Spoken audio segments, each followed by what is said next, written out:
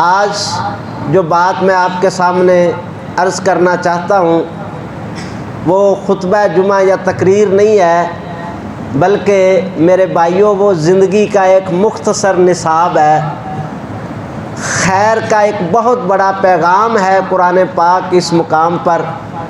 یوں سمجھ لیں کہ کامیابی کا ایک مختصر نصاب اللہ تبارک و تعالیٰ نے قرآن پاک کے اندر اس مقام کے اوپر بیان فرمایا ہے۔ جو آدمی ان آیات کے اوپر غور و فکر کرے گا یقیناً وہ بندہ فلاح، کامیابی اور کامرانی کی راہ جو ہے اس کی آنکھوں کے سامنے انشاءاللہ واضح جو ہے وہ ہو جائے گی۔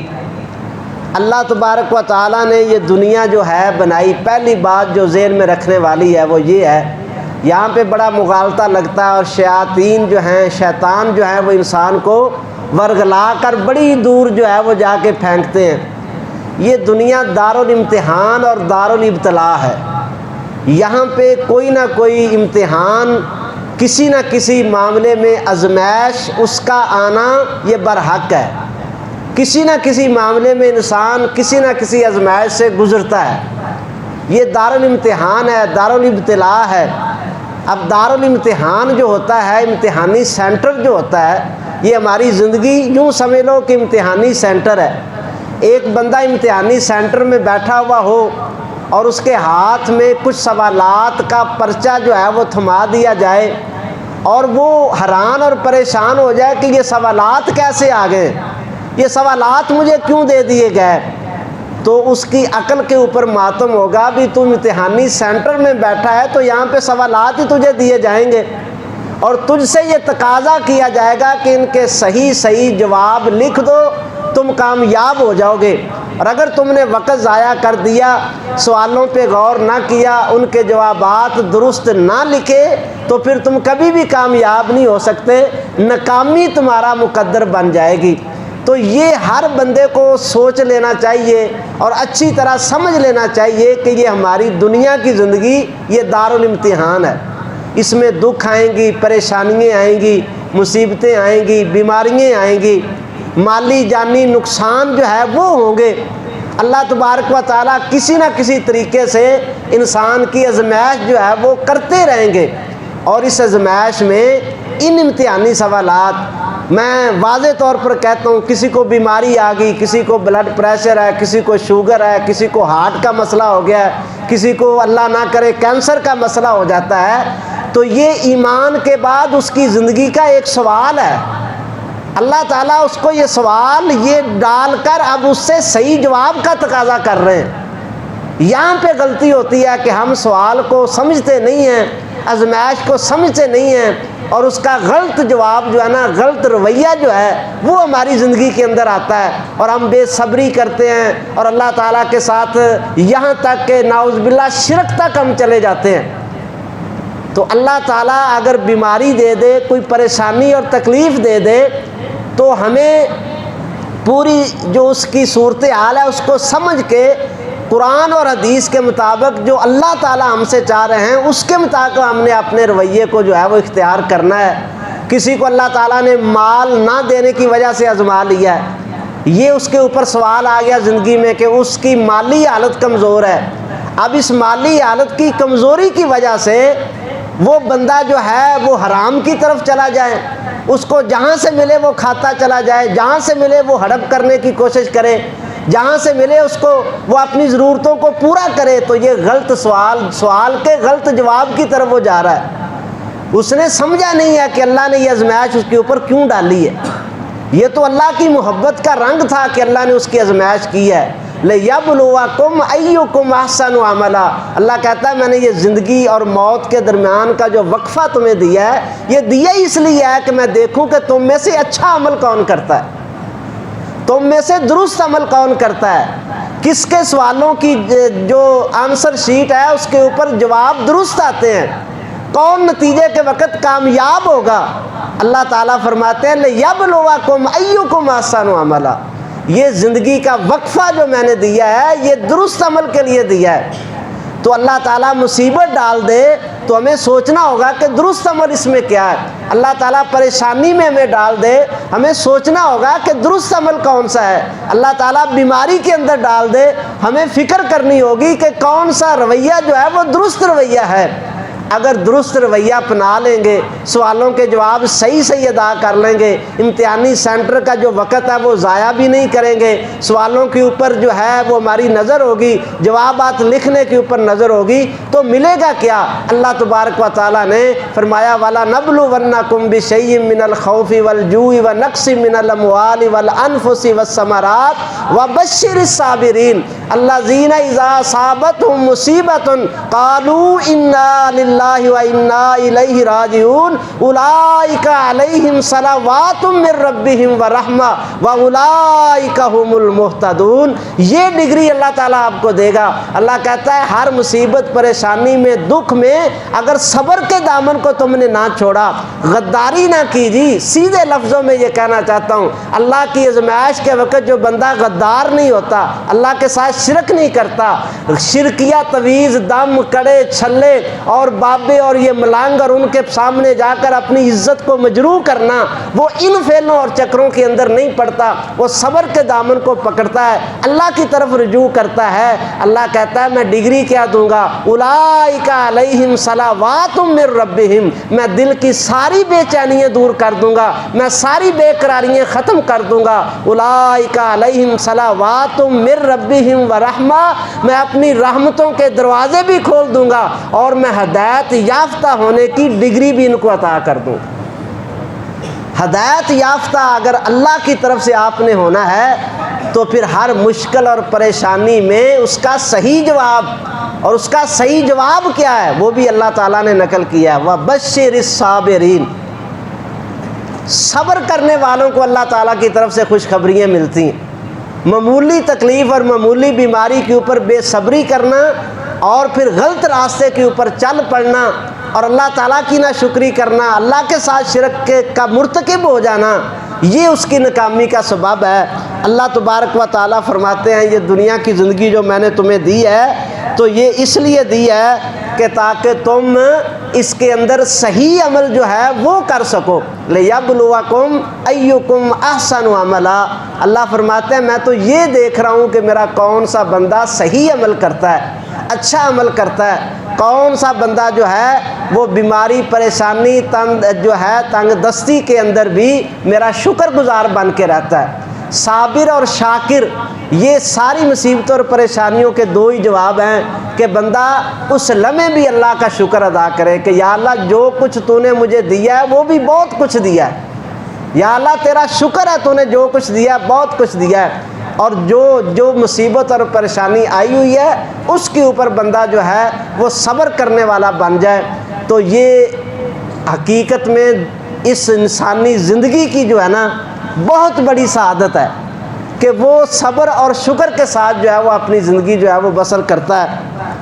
اور اللہ تبارک و تعالیٰ نے ارشاد فرمایا اللہ اکبر کبیرہ، انسان جب پریشانی اور مصیبت کی طرف جاتا ہے، اس کے اوپر کوئی آزمائش آتی ہے تو شیطان اس کو شرک کی طرف جو ہے وہ کھینچتا ہے، وہ غیروں کی طرف کھینچتا ہے. اللہ تبارک و تعالیٰ سے اس کا تعلق جو ہے وہ منقطع کرنا کی جو ہے وہ کوشش کرتا ہے.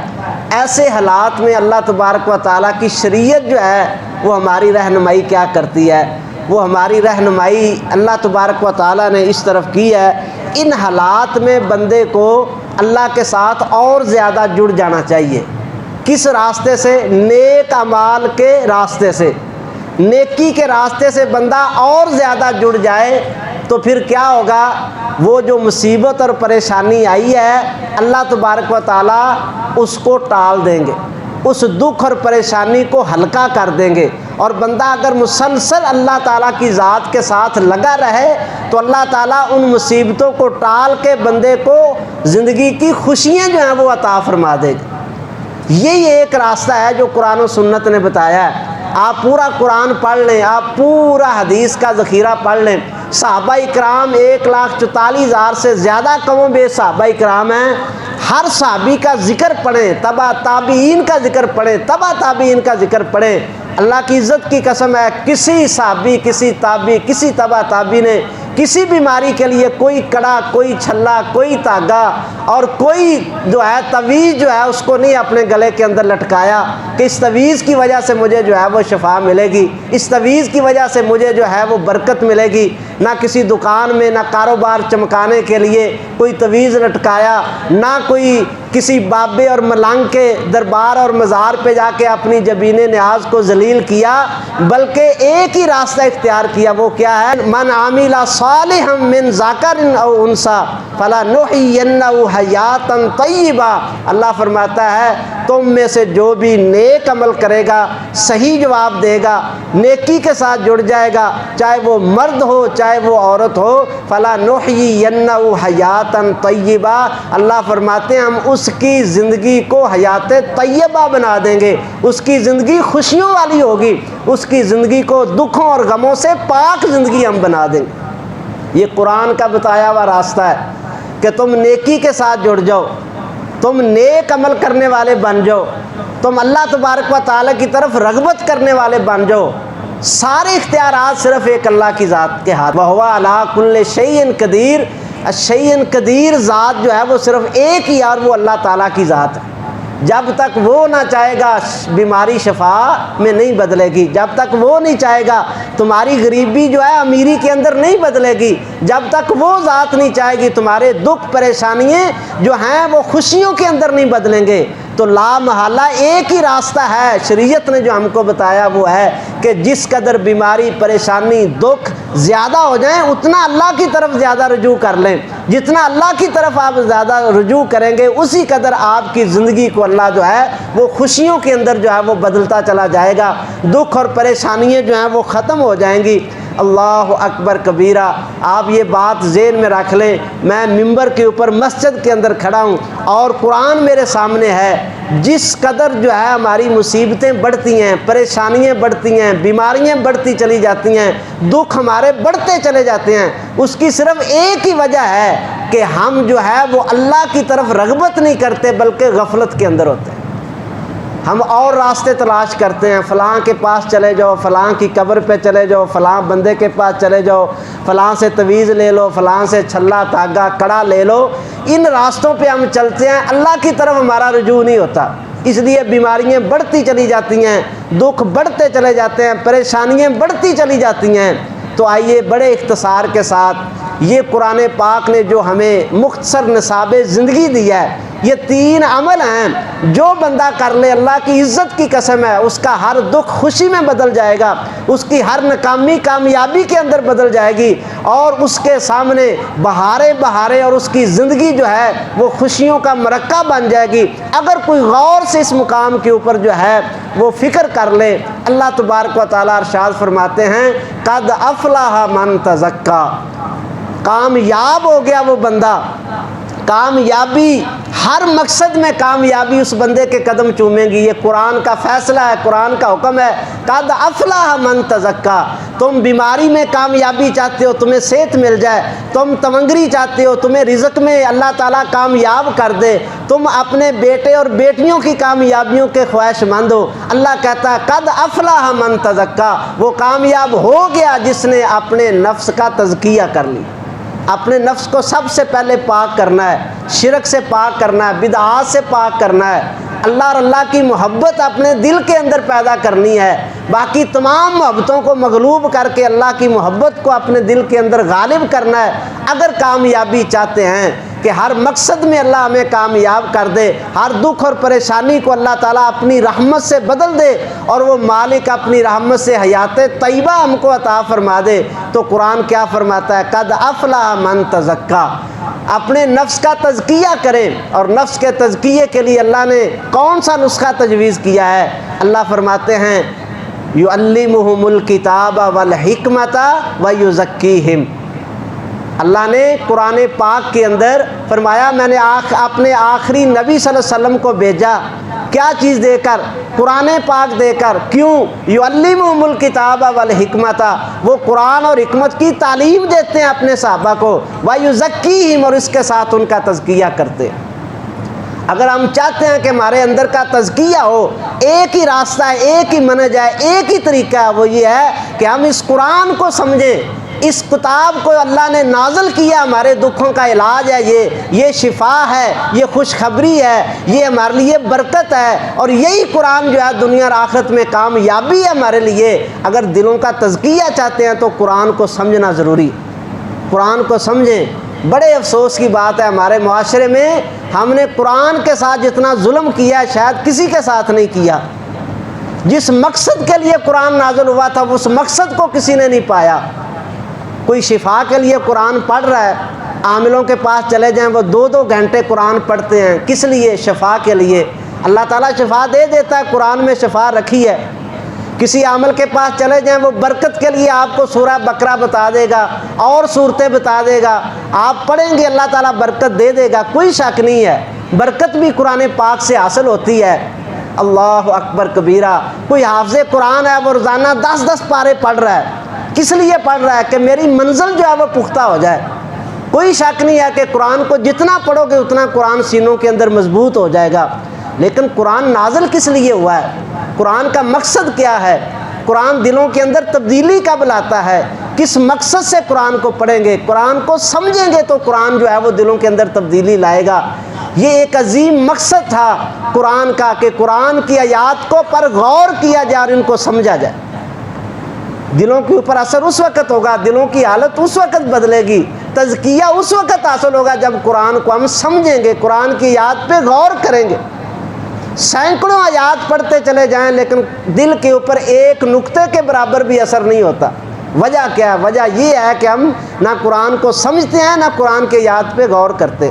ورنہ اللہ تعالیٰ نے بڑے واضح الفاظ کے اندر جو ہے وہ فرمایا، انما المؤمنون الذین اذا ذکر اللہ وجلت قلوبہم واذا تلیت علیہم آیاتہ زادتہم ایمانا۔ اللہ کہتے ہیں مومن تو ہیں وہ، اگر کوئی چیک کرنا چاہتا ہے میرے اندر ایمان کا درجہ کون سا، یہ قرآن پاک نے ٹیسٹ دیا ہے۔ اللہ کہتا ہے مومن تو ہیں وہ، اذا ذکر اللہ وجلت قلوبہم، جب اللہ کا ذکر ان کے سامنے کیا جاتا ہے ان کے دل جو ہیں وہ دہلنے لگ جاتے ہیں، خوف پیدا ہو جاتا ہے ان کے دلوں کے اندر۔ اللہ اکبر کبیرہ۔ اب قرآن سن کر ہماری یہ حالت ہوتی ہے، ہمارے دلوں میں اللہ کا خوف پیدا ہوتا ہے۔ ذکر اللہ واجلت قلوبہم وَإِذَا تُلِيَتْ عَلَيْهِمْ آیَاتُهُ زَادَتْهُمْ ایمانا۔ اور جب جب قرآن کی آیتیں وہ سنتے جاتے ہیں ان کے ایمان میں اضافہ ہوتا چلا جاتا ہے۔ آج نہ ہمارے دلوں میں خوف پیدا ہوتا ہے نہ ہمارے ایمان میں اضافہ ہوتا ہے۔ وجہ کیا ہے؟ کہ ہم نہ قرآن کو سمجھتے ہیں اور نہ ہم نے ساری زندگی اس کو سمجھنے کی کوشش کی ہے۔ قرآن کے 30 پاروں میں سے، اللہ اکبر کبیرہ، مجھے ایک دوست بتا رہا تھا ملک کے بہت بڑے وکیل اور بڑے دانشور ہیں، اللہ اکبر، کہتے ہیں 100 والیوم کی کتاب ان کی لائبریری میں ان کے دفتر میں دیکھی میں نے قانون کے متعلق، جس کا وہ مطالعہ کر چکے تھے، لیکن کیا صورتحال ہے کہ قل هو اللہ احد ان کے سامنے لکھی ہوئی تھی، وہ پڑھنے سے قاصر تھے۔ جب قرآن سے ہمارا یہ تعلق ہوگا تو زندگیوں میں پھر کیسے برکت آئے گی؟ کس طرح زندگیوں کے اندر برکت آ سکتی ہے؟ اللہ تیرا شکر ہے کہ ہم ایسے لوگوں کے ساتھی نہیں ہیں کہ جن کو قل هو اللہ بھی پڑھنی نہیں آتی۔ آپ میں سے کوئی ایسا بندہ نہیں ہے نا ماشاءاللہ جس کو قل هو اللہ بھی نہ پڑھنی آتی ہو۔ مجھے امید ہے انشاءاللہ یہاں پہ جو بچے بھی بیٹھے ہیں ان کو بھی زبانی یاد ہوگی۔ اللہ تبارک و تعالیٰ اپنی رحمت سے ہمیں قرآن کے ساتھ تعلق بنانے کی توفیق عطا فرمائے۔ جب تک ہماری دلوں کی، ہماری زندگیوں کے، اللہ کی عزت کی قسم ہے، اندھیرے ختم نہیں ہو سکتے۔ اگر کوئی اور راستہ ہوتا تو اللہ اپنے نبی کو وہ راستہ دیتا، لیکن اللہ نے کون سا راستہ دیا تزکیے کا؟ یعلمہم الکتاب والحکمت ویزکیہم۔ اللہ نے کہا کہ میرے نبی ان کو قرآن سکھاؤ، تعلیم دو اور ان کے نفسوں کا، ان کے دلوں کا تزکیہ کر دو۔ یہی ایک راستہ ہے دلوں کے تزکیے کا۔ جب تک ہم قرآن کو نہیں سمجھیں گے، قرآن پہ غور نہیں کریں گے، دلوں کے اندر نہ تزکیہ آئے گا، نہ اللہ کا خوف پیدا ہوگا اور نہ ہی جو ہے ایمان کے اندر اضافہ ہوگا۔ باقی ساری چیزیں ہیں، برکتیں بھی حاصل کر لیں، شفا بھی آپ لے لیں، سب کچھ قرآن سے آپ کو ملے گا، لیکن ہدایت اس وقت ملے گی جب آپ جو ہے قرآن کو سمجھیں گے، اس کے بغیر کوئی چارہ نہیں ہے۔ اللہ تعالیٰ ہمیں اس کی توفیق عطا فرمائے۔ تو اللہ تبارک و تعالیٰ نے کیا فرمایا، کامیاب اگر ہونا چاہتے ہیں، زندگی کامیابی سے گزارنا چاہتے ہیں تو قد افلح من تزکا، کامیاب ہو گیا وہ جس نے اپنے نفس کا تزکیہ کیا۔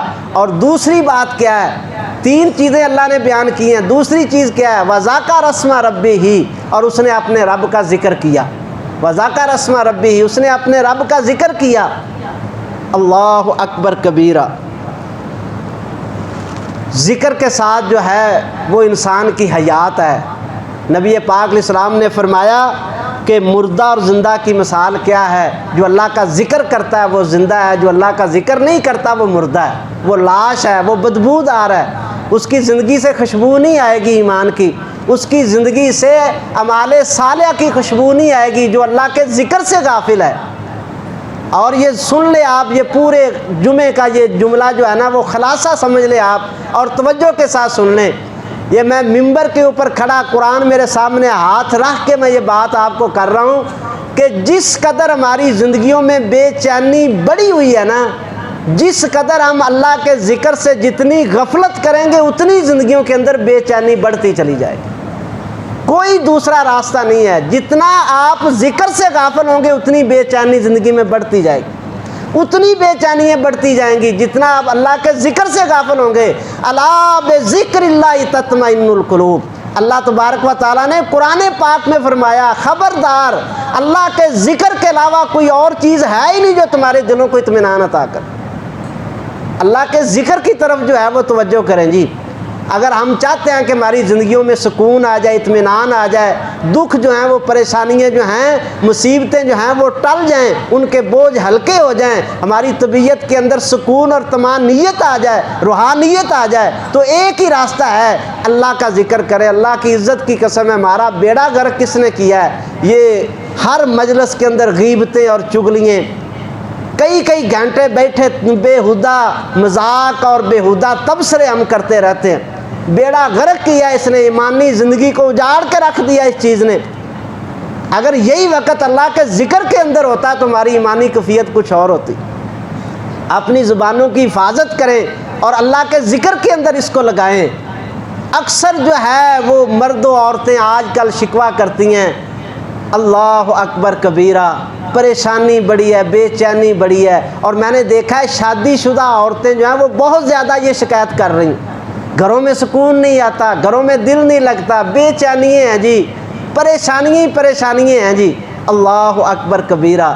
قرآن و حدیث پر اگر غور کریں تو اس کی ایک بڑی وجہ جو نظر آتی ہے نا، وہ نبی پاک علیہ السلام نے فرمائی، عورتوں کی جماعت تم استغفار اور صدقہ زیادہ کیا کرو، میں نے دیکھا ہے کہ تم جہنم میں زیادہ جا رہی ہو۔ اللہ کے رسول کیوں جا رہی ہیں؟ فرمایا خامدوں کی ناشکری کرتی ہو اور لعن طعن بہت کرتی ہو۔ خامدوں کی ناشکری کرنا۔ اب ایسی عورتیں جن کو گھروں میں سکون میسر نہیں ہے، طمانینت نہیں ہے، دل نہیں لگتا ہے، پریشانیاں ہیں، ان کی زندگی کا آپ بغور مطالعہ کر لیں، وہ اپنے خامدوں کی نافرمان بھی ہوں گی، ناشکری بھی ہوں گی۔ جس محفل میں بیٹھیں گی خامد کی نافرمانی، خامد کی ناشکری، وہ اس طرح ہے، وہ اس طرح ہے، کبھی خیر کا جملہ آپ ان کی زبان سے نہیں سنیں گے کہ وہ اپنے خامد کی کبھی تعریف بھی کر دیں، کبھی یہ بھی کہہ دیں کہ اس نے کوئی کام اچھا بھی کیا۔ ہر وقت اپنے رشتہ داروں میں اس کو ذلیل کرنا، لوگوں کے اندر، دوسری سہیلیوں کے اندر، رشتہ داروں کے اندر جہاں پہ بیٹھنا ہے، کبھی خیر کا کلمہ نہیں کہا اپنے خامد۔ اللہ کی عزت کی قسم ہے، وہ الٹی بھی لٹک جائیں، وہ ایک رات میں پورا قرآن بھی پڑھ لیں، وہ جو ہے وہ جو مرضی عمل کر لیں، ان کو سکون میسر نہیں ہو سکتا۔ کیوں؟ اللہ کے رسول صلی اللہ علیہ وسلم نے فرمایا کہ تم جہنم میں جا رہی ہو۔ جہنم کا عذاب جو ہے وہ کس وجہ سے ہو رہا ہے؟ ان کو ناشکری کی وجہ سے۔ جب ان کی آخرت میں جہنم ہے تو ان کی دنیا جنت کیسے بن سکتی؟ کبھی نہیں بن سکتی۔ دنیا حیات طیبہ جو ہے، اللہ تعالیٰ مومن کو جنت میں حیات طیبہ دے گا، اور مومن کو اس دنیا کے اندر بھی حیات طیبہ ملے گی نیک عملوں کی بنیاد پر۔ اور یہ میری مائیں اور بہنیں سنیں، جو اس مرض میں مبتلا ہیں، وہ اگر چاہتی ہیں کہ ان کی ازدواجی زندگی بہترین ہو جائے، اور ان کو گھروں میں سکون مل جائے تو فی الفور وہ یہ دو کام چھوڑ دیں، لان تان چھوڑ دیں اور خامدوں کی ناشکری کرنی چھوڑ دیں۔ اس ایک عمل کی برکت سے اللہ تعالیٰ ان کے گھروں کے اندر خوشی دے گا۔ اور اگر پھر بھی کوئی ظالم ہے، ایسا خامد بھی ہوتے ہیں، اللہ تعالیٰ معاف کرے، ایسے ایسے ظلم کرنے والے، تو ان کے مقابلے میں ان کی ناشکری نہیں ہے، بلکہ اللہ سے مدد طلب کریں، اللہ تعالیٰ سے مدد طلب کریں، اللہ تعالیٰ سے مانگے۔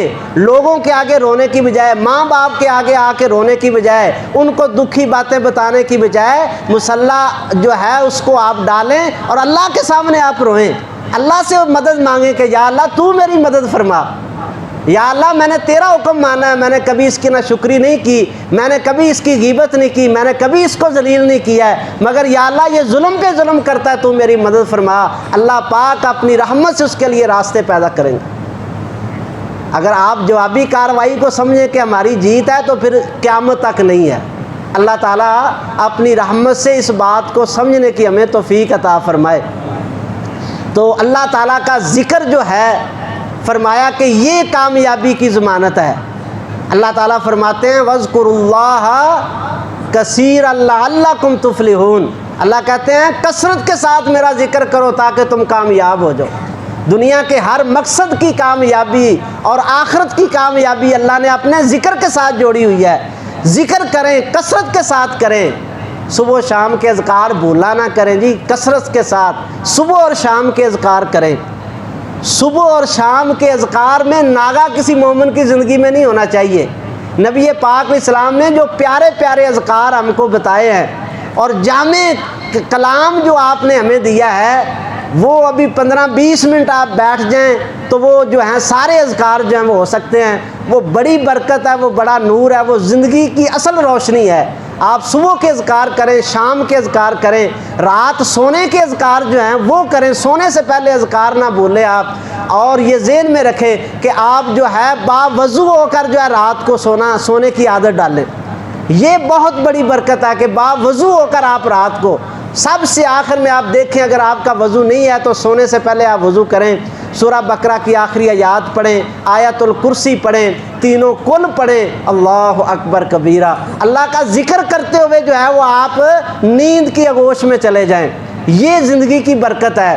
سورہ بقرہ کی آخری آیات مومن ہو اور نبی پاک علیہ السلام نے فرمایا ہو کہ جو رات کو، صحیح بخاری شریف کی حدیث ہے، جو رات کو سورہ بقرہ کی آخری 2 آیات پڑھ لیتا ہے کافاتاہو، وہ 2 آیات اس کو ہر غم سے کافی ہو جاتی ہیں۔ دنیا کے سارے غم اللہ دور کر دیتا ہے اگر ہم اس کو توجہ کے ساتھ پڑھیں، غور کے ساتھ پڑھیں۔ ترجمہ آتا ہو، ہم پڑھ کیا رہے ہیں؟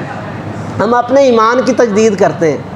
آمن الرسول بما انزل الیہ من ربہ والمؤمنون، اللہ کو کہہ رہے ہیں ہم یا اللہ ہم تیرے اوپر ایمان لانے والے ہیں، یا اللہ گناہ گار ضرور ہیں لیکن ہم عہد تجدید کرتے ہیں، ہم اپنا ایمان تیرے سامنے پیش کرتے ہیں کہ اللہ ہم تیرے اوپر ایمان لانے والے ہیں، تیری کتابوں پہ ایمان لانے والے، تیرے رسولوں پہ ایمان لانے والے ہیں، تیرے کسی رسول کا ہم انکار نہیں کرتے، یا اللہ ہم اقرار کرتے ہیں کہ ہمارا تیری طرف ہی لوٹ کے آنا ہے، اللہ ہم نے تیرے سامنے پیش ہونا ہے، تجھ سے بھاگ سکتے ہیں یا اللہ، تجھ سے ہم کہاں بھاگ سکتے ہیں، آخر کار ہم نے تیرے سامنے پیش ہونا ہے۔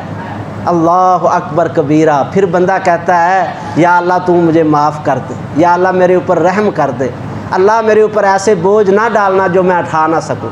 کتنی زبردست فرمایا کہ جنت کے عرش کے خزانوں میں سے خزانہ اللہ نے اس امت کو دیا ہے۔ افسوس کہ ہم نے دنیا کے ٹکے کمائے اور دنیا کے فنون اور علوم سیکھے لیکن اس عرش کے خزانے کو ہم نے بلا دیا۔ 70 سال کی عمر کے بزرگ ہوں گے، اوپر سے دیکھ کر یہ 2 آیتیں نہیں پڑھنی آتی، یہ مبالغہ تو نہیں ہے نا؟ اللہ نہ کرے اس مجمع میں بھی کوئی ایسے بندے ہوں جن کو سورہ بقرہ کی آخری آیات پڑھنی بھی نہ آتی ہوں۔ انہوں نے زندگی میں کیا لیا ہے، کیا کمایا ہے، انہوں نے خلق الموت والحیات پر کیا غور کیا ہے کہ یہ زندگی کا 50 60 70 سال کا وقفہ جو اللہ نے دیا ہے وہ سورہ بقرہ کی آخری 2 آیات بھی یاد نہیں کر سکے۔ اگر نہیں کی ہیں تو آج یہ فکر لے کر جائیں اس خطبہ جمعہ سے کہ آج میں نے انشاءاللہ جتنی جلدی ہو سکا میں نے سورہ بقرہ کی آخری 2 آیات زبانی یاد کرنی، میں نے آیت الکرسی کو زبانی یاد کرنا ہے، میں نے آخری 3 کل جو ان کو زبانی یاد کرنا ہے۔ آخری کل رات کو پڑھیں، سورہ بقرہ کی آیات پڑھیں اور آیت الکرسی پڑھیں، صبح و شام کے اذکار جو ہیں وہ پڑھیں۔ وَاذْكُرُوا اللَّهَ كَثِيرًا، اللہ اکبر کبیرہ۔ اب اگر آپ یہ شکایتیں کریں اور یہ پریشانیاں بیان کریں، جی یہ معاملہ حل نہیں ہوتا، یہ معاملہ حل نہیں ہوتا، یہ بیماری، یہ پریشانی بڑھتی چلی جا رہی ہے، میں یہ کہتا ہوں نبی پاک علیہ السلام جو کہہ کے گئے ہیں لا حول ولا قوت الا باللہ کا وظیفہ اپنی زبانوں سے جاری کرنا تمہارا کام ہے۔ زندگی کی ہر پریشانی کو بدل کر خوشی کے اندر تبدیل کرنا اللہ پاک کا کام ہے۔ لا حول ولا قوت مطلب ہی یہ ہے، لا حول ولا قوت، یا اللہ میرا کوئی اختیار نہیں ہے، میں تو بے بس ہو چکا ہوں، یا اللہ میں بیماری سے بے بس ہو چکا ہوں، یا اللہ میں دکھوں سے بے بس ہوں، یا اللہ میں بیٹے اور بیٹیوں کے معاملے میں بے بس ہو چکا ہوں، یا اللہ میں رزق کے معاملے میں بے بس ہو چکا ہوں، یا اللہ تو طاقت دینے والا، لا حول ولا قوت الا باللہ، یا اللہ میری اس حالت کو بدلنے کی ساری قوت اور طاقت صرف تیرے ہاتھ میں، یا اللہ تو اس کو بدل دے۔ جس دن آپ نے اس کلمے کو 100 مرتبہ، میں نہیں کہتا 200 مرتبہ، کم از کم 1000 مرتبہ تو روزانہ ہونا چاہیے، ہزاروں مرتبہ پڑھیں آپ اس کلمے کو، اٹھتے بیٹھتے، گاڑی چلاتے، موٹر سائیکل چلاتے، دفتر کے اندر، کاروبار کے اوپر کھڑے ہیں، زبان سے لا حول ولا قوت الا باللہ کا ذکر جو ہے وہ آپ کرتے رہیں۔ اللہ پاک زندگی کے ہر دکھ کو اپنی رحمت سے آسانی اور خوشی کے اندر بدل دے گا۔ اللہ کا ذکر کریں، وَاذْكُرُوا اللَّهَ كَثِيرًا لَعَلَّكُمْ تُفْلِحُونَ۔ کامیابی چاہتے ہو تو راستہ یہ ہے کہ اللہ تبارک و تعالیٰ کا ذکر کریں۔ صبح و شام کے اذکار میں کتنا پیارا ذکر ہے۔ نبی پاک علیہ السلام نے اپنی بیٹی حضرت فاطمہ رضی اللہ تعالیٰ عنہ سے کہا، اے میری بیٹی جب کبھی پریشانی بڑھ جائے، دل کے اندر پریشانی ہو، دل بے چین ہو جائے، اللہ اکبر، کتنی مائیں اور بہنیں جو ہیں، کتنے بزرگ اور دوست کہتے ہیں جی دلوں کو سکون نہیں ہے، بے چینیاں بڑھتی چلی جا رہی ہیں، بیماریاں اور وبائیں بڑھتی چلی جا رہی ہیں، غربتیں بڑھتی چلی جا رہی ہیں، دل کو سکون نہیں ہوتا۔ نبی پاک علیہ السلام نے فرمایا میری پیاری بیٹی جب کبھی دل میں پریشانی آئے تو پھر کیا کہنا ہے؟ فرمایا پھر کہنا یا حی یا قیوم برحمتک استغیث، یا حی یا قیوم، اے زندہ رہنے والے، اے زندہ رکھنے والے، اے سنبھالا دینے والے، اے سنبھالنے والے، اے لوگوں کو سنبھالا دینے والے رب، میں تجھ سے سوال کرتی ہوں تیری رحمت کے ساتھ، بے رحمتی کا استغیث، میں تجھ سے مدد مانگتی ہوں تیری رحمت کے ساتھ، تو اپنی رحمت سے میری مدد فرما دے۔ اصلح لی شانی کلہ ولا تکلنی الی نفسی طرفۃ عین، کتنی پیاری دعا ہے، آپ اس کو پڑھیں، کثرت کے ساتھ پڑھیں۔ دلوں کے اگر پریشانیاں، غم اور تکلیفیں دور نہیں ہوتی، یا حی یا قیوم برحمتک استغیث پڑھیں۔ اللہ کی عزت کی قسم ہے، یہ میں آپ کو عرض کرنا چاہتا ہوں، آپ اس کو کثرت کے ساتھ پڑھیں۔ آپ غموں کی بات کرتے ہیں، میں یہ کہتا ہوں کہ نبی پاک علیہ السلام نے جو حدیث بتائی ہے اس کا ترجمہ یہ ہے کہ اللہ تعالیٰ تمہاری زندگی کو پھولوں سے بھی زیادہ ہلکا کر دے گا، اس قدر اللہ تعالیٰ زندگی کے اندر خوشیاں اور بہاریں پیدا کر دے گا۔ یا حی یا قیوم برحمتک استغیث، یا اللہ میں کسی سے مدد نہیں مانگتا، اللہ میں تیری رحمت سے تجھ سے مدد مانگ رہا ہوں، تو ہی لوگوں کو سنبھالا دینے والا ہے، تو ہی لوگوں کو قائم کرنے والا ہے، تو اگر کسی کو کھڑا نہ کرے تو اللہ کوئی کھڑا نہیں رہ سکتا، تو اگر کسی کا دکھ دور نہ کرے تو کسی کا دکھ کوئی دور نہیں کر سکتا۔ اللہ اکبر کبیرہ۔ ابن ابی ملیکہ رحمہ اللہ یہ تبع تابعی ہیں اور بہت بڑے محدث ہیں۔ نبی پاک علیہ السلام کی ایک دعا، کہتے ہیں میں 4 سال کی عمر میں تھا جب میرے والد محترم نے یہ دعا مجھے زبانی سکھا دی تھی۔ اب یہ ہماری فکر اور سوچ بچوں کے حوالے سے بالکل ختم ہو گئی ہے۔ چھوٹا سا بچہ ہوتا ہے اور ہم یہ کہتے ہیں کہ اس کو بس اسکول کے اندر ڈالو، اور فکر ہوتی ہے زیادہ سے زیادہ اس کے نمبر آنے چاہیے اور کلاس کے اندر اس کی فرسٹ ڈویژن ہونی چاہیے اور یہ آگے ہونا چاہیے۔ اللہ، وہ ابن ابی ملیکہ کہتے ہیں 4 سال کی عمر میں اللہ کے رسول صلی اللہ علیہ وسلم کی یہ حدیث اور یہ دعا مجھ کو میرے باپ نے سکھا دی تھی، اللہم عافنی فی بدنی، اللہم عافنی فی سمعی، اللہم عافنی فی بصری، لا الہ الا انت۔ یا اللہ میرے بدن کو جسمانی اور روحانی بیماریوں سے محفوظ فرما دے۔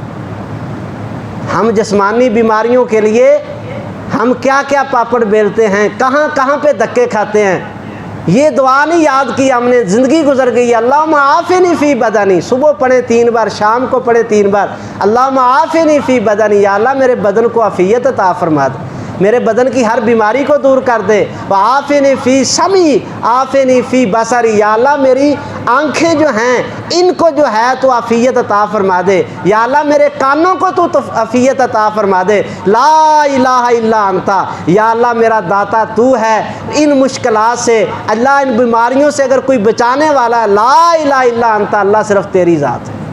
توحید کا اقرار بھی ہے اور دعا بھی ہے۔ اللہ اکبر کبیرہ۔ جو بات میں بتانا چاہتا ہوں، 4 سال کی عمر سے کہتے ہیں میں نے یہ دعا یاد کی، اور میں نے اپنی زندگی کا کوئی دن اور شام ایسا نہیں کیا جب سے میں نے اس کو چھوڑا ہو، اور 106 سال کی عمر میں وہ فوت ہوئے ہیں، اور لوگوں نے دیکھا اور گواہی دی ہے کہ ان کا جسم جیسے جوانی کے اندر تھا ویسے ہی ان کا جسم بڑھاپے کے اندر کام کرتا، ان کی آنکھیں بھی ویسے تھی، ان کے کان بھی ویسے تھے، ان کے ہاتھ بھی ویسے تھے، اور ان کے جو ہے جسم کے سارے اعضاء جو ہیں وہ اسی طرح حرکت کرتے تھے۔ نہ دانت ان کے گرے تھے، نہ ان کی آنکھیں ختم ہوئی، بینائی ختم ہوئی، نہ ان کے کانوں سے سننا ختم ہوا، نہ ان کے چلنے کی طاقت ختم ہوئی، نہ ان کے پکڑنے کی طاقت ختم ہوئی۔ 106 سال کی عمر میں فوت ہوئے اور سارے جسم کے اعضاء کام کر رہے تھے۔ کس کی برکت ہے؟ اس دعا کی برکت۔ 4 سال کی عمر میں انہوں نے یہ دعا یاد کی تھی، آج ہم 40 سال کے ہو گئے اور دیکھیں یہ دعا ہم کو یاد ہے۔ اللہم عافنی فی بدنی، اللہم عافنی فی سمعی، اللہم عافنی فی بصری، لا الہ الا انت، اللہم انی اعوذ بک من الکفر والفقر۔ اسی دعا کا حصہ ہے۔ کتنے زبردست الفاظ ہیں۔ یا اللہ میں تجھ سے پناہ مانگتا ہوں کہ میں کوئی کفریہ کام کروں، کفر کی طرف چلا جاؤں، اور یا اللہ میں تجھ سے پناہ مانگتا ہوں کہ مجھے فقیری جو ہے وہ آ جائے۔ اللہ اکبر کبیرہ۔ وہ کہتے ہیں اس دعا کی برکت سے اللہ نے مجھے کفریہ کاموں سے بھی بچایا اور زندگی میں مالا مال بھی کر دیا، فقر بھی نہیں آنے دیا اس اللہ نے، اور کفر سے بھی بچایا۔ عظیم محدث بنے، وہ بہت بڑے محدث بنے، اور دین کا علم اللہ تعالیٰ نے ان کو دیا۔ اللہ، اور پھر تیسرا جو کلمہ ہے، اللہم انی اعوذ بک من عذاب القبر، لا الہ الا انت۔ یا اللہ دنیا کی ساری نعمتیں مانگ لی ہیں تجھ سے، عافیت مانگ لی، صحت مانگ لی تو سب کچھ مل گیا، اور کفر سے بچ گیا، ایمان مل گیا تو سب کچھ مل گیا، اور یا اللہ جی تو نے محتاجی سے بچا لیا تو تو نے سب کچھ دے دیا۔ یا اللہ اپنی مہربانی سے قبر کے عذاب سے بھی مجھ کو محفوظ فرما۔ اب چھوٹی سی دعا میں کتنی جامع دنیا اور آخرت کی ہر خیر ہے۔ اللہ تعالیٰ اپنی رحمت سے ہمیں اس کو یاد کرنے کی توفیق عطا فرمائے۔ اور اسی طرح صبح و شام کے اذکار میں دعا ہے۔ نبی پاک علیہ السلام نے فرمایا جو بندہ صبح و شام 3 مرتبہ بسم اللہ الذی لا یضر مع اسمہ شیء فی الارض ولا فی السماء وهو السمیع العلیم، یہ پڑھتا ہے، فرمایا کہ دنیا کی کوئی بیماری اس کے قریب نہیں آ سکتی۔ جو یہ دعا پڑھتا ہے 3 مرتبہ بسم اللہ الذی لا یضر مع اسمہ شیء فی الارض ولا فی السماء، میں اس مالک کے نام سے پڑھ رہا ہوں، اس برکت والے نام سے، لا یضر مع اسمہ شیء فی الارض ولا فی السماء، زمین و آسمان کی کوئی چیز جو ہے اس کے نام سے آگے بڑھ کر تکلیف نہیں دے سکتی۔ اس دعا کو آپ یاد کریں، اس کو آپ پڑھیں 3 بار صبح، اعوذ بکلمات اللہ التامۃ من شر ما خلق، یہ بھی صبح شام کے اذکار میں ہے۔ فرمایا کوئی جن و انس جو ہے، کوئی حاسد، کوئی جادو کرنے والا، کوئی آپ کا نقصان چاہنے والا، جس نے 3 مرتبہ صبح 3 مرتبہ شام کو یہ دعا پڑھ لی، فرمایا کسی کی کوئی چیز جو ہے اس کو نقصان نہیں پہنچا سکتی۔ اعوذ بکلمات اللہ التامۃ من شر ما خلق، یہ دعائے مبارکہ جو ہے اس کو آپ یاد کریں۔ اللہ تبارک و تعالیٰ کی توفیق سے یہ صبح و شام کے اذکار کا کارڈ جو ہے، یہ تحفہ آج ہم نے جو ہے وہ تیار کیا ہے، آپ ساتھیوں کو انشاءاللہ ہم آج جو ہے وہ دیں گے، سارے ساتھی لے کر جائیں۔ باہر انشاءاللہ بچہ کھڑا ہوگا، ان دعاؤں کو ان کا ترجمہ بھی ساتھ موجود ہے، گہرے فہم کے ساتھ ان کو پڑھنے کی کوشش کریں، کارڈ کو جیب میں رکھیں، اپنے پاس رکھیں، سرانے میں رکھیں، اپنے جو ہے وہ باکس کے اندر رکھیں، صبح و شام جو ہے وہ دعائیں اور کارڈ سے دیکھ کر پڑھتے رہیں، انشاءاللہ چند ہفتوں کے بعد وہ زبانی یاد ہونی شروع ہو جائیں گی۔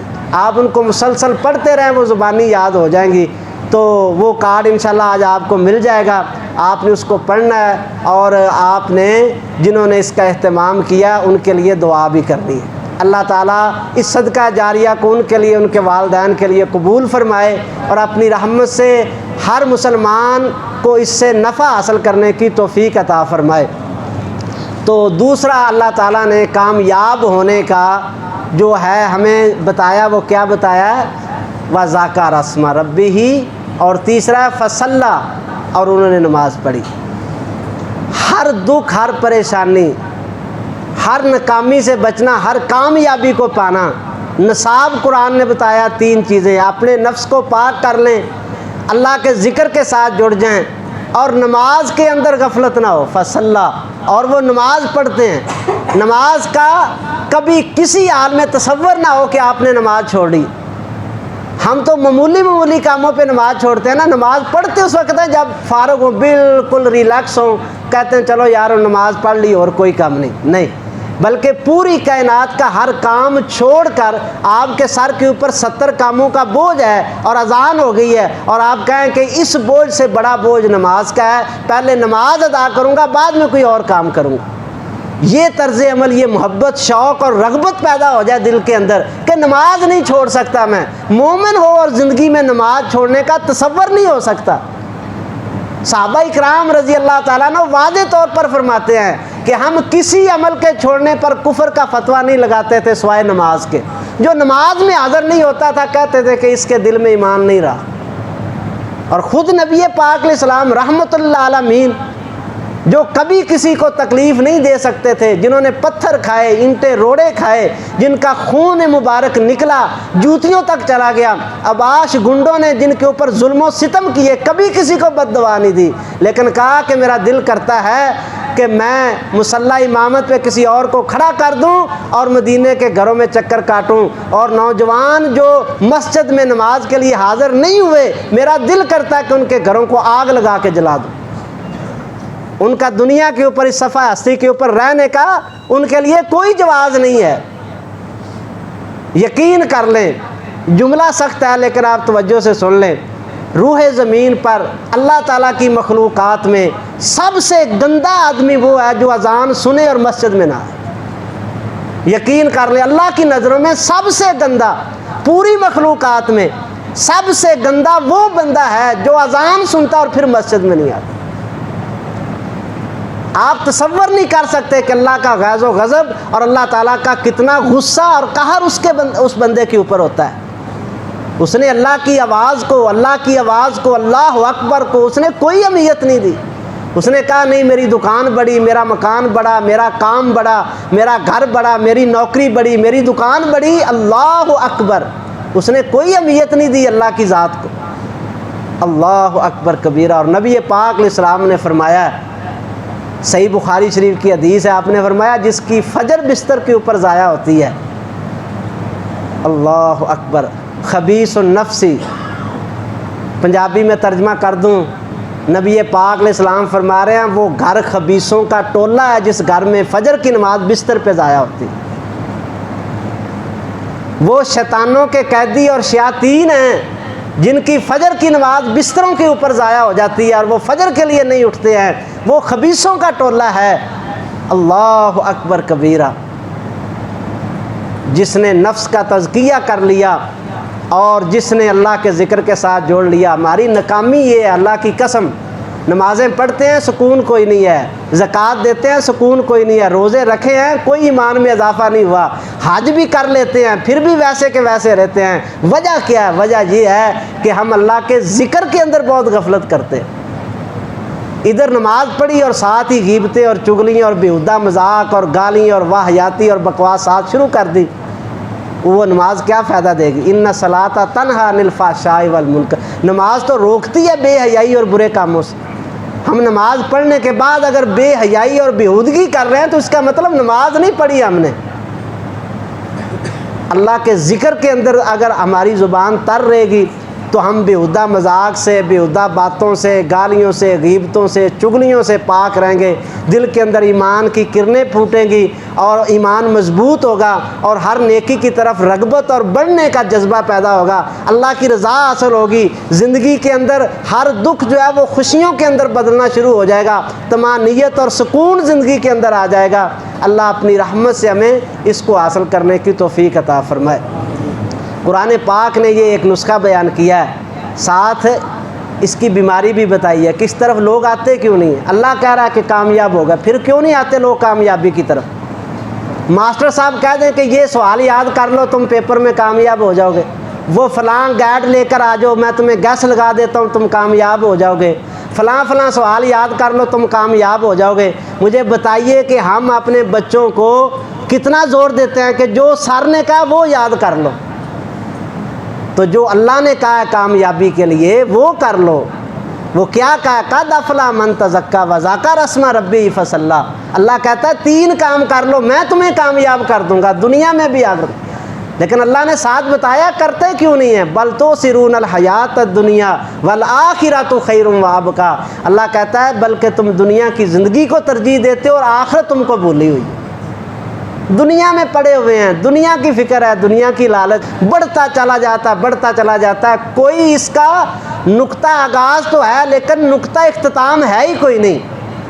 نقطہ اختتام کیا ہے؟ فرمایا کہ مٹی، قبر کی مٹی ابن آدم کا پیٹ بھرتی ہے، دنیا کی کوئی چیز نہیں بھر سکتی۔ تو یہ ہماری بیماری ہے، ناکامی ہے، کامیاب نہ ہونے کی وجہ ہے کہ ہم دنیا کی زندگی کو ترجیح دیتے ہیں جبکہ آخرت زیادہ ہمیشہ رہنے والی ہے اور زیادہ خیر والی ہے۔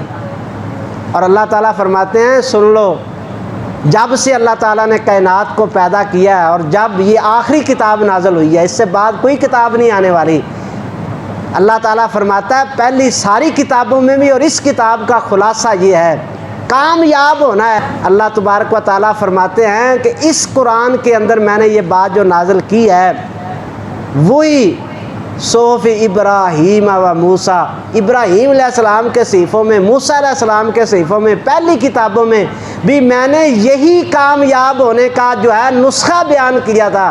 پوری کائنات میں کامیاب ہونے کا نسخہ نہیں بدلا اللہ کا۔ بڑی بڑی امتیں آئیں اور تباہ و برباد ہوگی، کامیاب نہ ہوئی، اس لیے کہ اس نسخے کو انہوں نے استعمال نہیں کیا۔ اور یہ تم مت سمجھنا کہ تم بھی اس کو چھوڑ کر کامیاب ہو جاؤ گے۔ اللہ تعالیٰ فرماتے ہیں فی صحف ابراہیم و موسیٰ، یہ پوری کائنات کی سب سے بڑی حقیقت ہے کہ جس نے کامیاب ہونا اس کے لیے راستہ یہ ہے کہ اپنے نفس کا تزکیہ کر لے اور جو اللہ کے ذکر کے ساتھ جڑ جائے اور نماز پہ پابندی کر لے، اللہ تبارک و تعالیٰ دنیا اور آخرت کی کامیابی اس کو عطا فرما دیں گے۔ اللہ تعالیٰ مجھے اور آپ کو عمل کرنے کی توفیق عطا فرمائے۔ جو کچھ میں نے کہا آپ نے سنا، اللہ ہمارے لیے نفع مند بنا دے، ہمارے دلوں کو کھول دے اور اللہ اپنی رحمت سے عمل جو ہے وہ ہمارے لیے آسان بنا دے۔ وآخر دعوانا الحمدللہ۔